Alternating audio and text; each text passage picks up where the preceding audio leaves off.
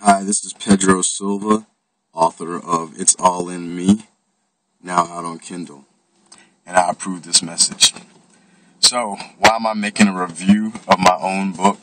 Well, because it's been so long since I read the book that I myself was surprised by it and decided why not make some comments on it.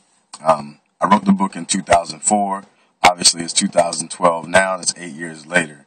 At the time when I wrote the book, I had been just released from the military. I had been working for an intelligence agency, and during the time working there, I'd had this experience where I kept thinking in poetry, essentially. My thoughts just kept coming to me in rhymes. That might be some kind of insanity that I don't know and hasn't been diagnosed, but that was my situation. And the poems kept nagging me. And eventually I started to understand them as my higher consciousness, if you will, trying to combat the level of consciousness that I was operating at my job. The job that I had required me to be particularly paranoid, and that was not necessarily part of my flow, and it wasn't going in the direction that I wanted to live in spiritually. So when I came to terms with that, I realized that I had to walk away from that life, walk away from that career path, and to basically go out into the unknown. During that time, I was ministered to by this poetry. It kept coming to me that I should do my best to kind of understand where I'm coming from where I emerge as a spiritual being. I always have immersed myself in the Bible and things like that, and reflected and meditated in things. But poetry really spoke to me the most because it was able to take huge concepts and condense them into a form, a palatable form, that one could reflect on multiple times and come up with different levels of understanding. You could communicate through poetry in multiple layers. And originally, when I tried to write the book, It's All in Me, it wasn't intended to come out as poetry, but eventually I realized that was probably the best medium for me to use. If you do check out the book, you'll find that it's written in three sections: body, mind, and soul. The short of it is the body is the limited dimension of our expression. It comes with contingencies like race and age and different things that are that kind of determine how we experience ourselves and how others experience us on some level. I mean, of course, there are people that can transcend those contingencies, but for the most part, there are a lot of interactions that we have, whether they're reflective or whether they're interacting with others, that are affected by those contingencies. And so there are limitations. If we see ourselves as our bodies, essentially, then we pretty much are confined to those limitations. And the body section of the book kind of deals with that a little bit and helps us to look at ourselves and see the things that we might come up against when operating from that mindset that we are our body. The mind is the struggler. The mind basically looks at everything, looks at the world, takes in everything, things that we're conscious of, things that we're not conscious of, and it struggles. We don't have conflict without the mind. That's just how it is. There is no conflict because the mind allows us to say, well, this is what is, and this is what I think should be, or this is what I wish was but isn't, or this is what I hope to be, things of that nature.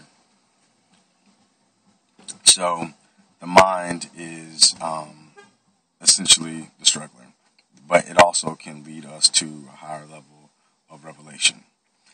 Lastly, we have the soul. And the soul, from the perspective that I'm working on, is always at peace, is always at rest. It is that essence of being still and knowing God. This is what the soul is. The soul is like who we really are. And from my vantage point, we're not a soul living in a body. From my vantage point, we are a soul, and within which is a mind, within which is a body. So the body is actually I don't know, say imagined. I don't want to say the body is completely imagined, but to some degree, I'll just say that the body is not the house of the mind and the soul to me.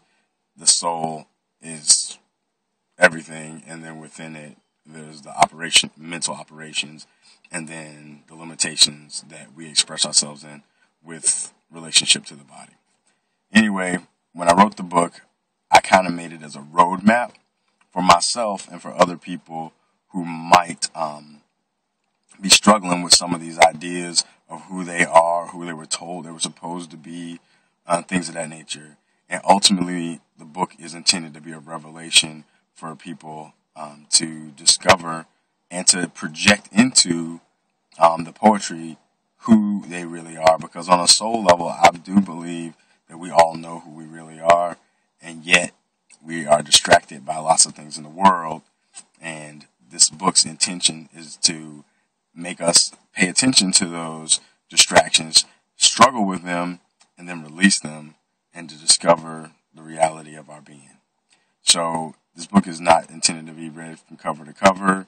It's intended to be engaged with, to be projected into. That's the beauty of poetry. I'm not telling you what to think. I'm not even telling you what I think necessarily. I'm just putting some stuff out there.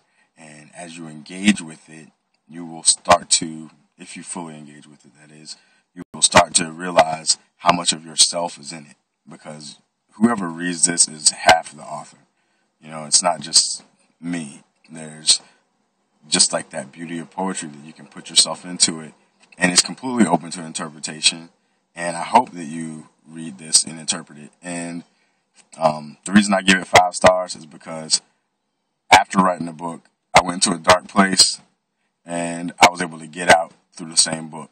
And that was always what the intention was. I wrote it with the idea that I would be responsible for what I put on the paper, and that I could use it to pull myself out. So, by God's grace, I was able to do that. I'm still on that path. But I can say that from my experience, the book works if we give ourselves to it. Just like the Bible. Not saying that the book is the same as the Bible, but saying that when we give ourselves to something, revelation can happen, and the book's intention is for revelation. So, anyway, I approve this message. Just putting it out there for those of you who might be like, why pick a poetry book? Well, it's just not about flowers and roses and puppy dogs, but it's about putting yourself out there through putting yourself in there and emerging as your true being. And I hope this book helps. That's what it's here for. Thank you.